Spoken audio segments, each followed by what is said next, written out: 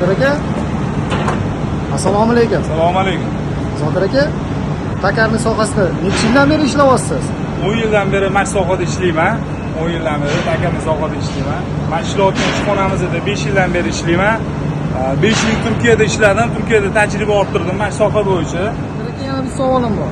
Bemalol. Hozirgi mana shu takarning sohasini o'rganmoqchi bo'lgan yoshlarga qanaqa maslahatingiz bor? Maslahatim, bu sohani yaxshi ko'rgan odam qilish kerak. Yaxshi ko'rmasa, mana shu sohani yaxshi ko'rib ishlamasa, qilmagani yaxshi.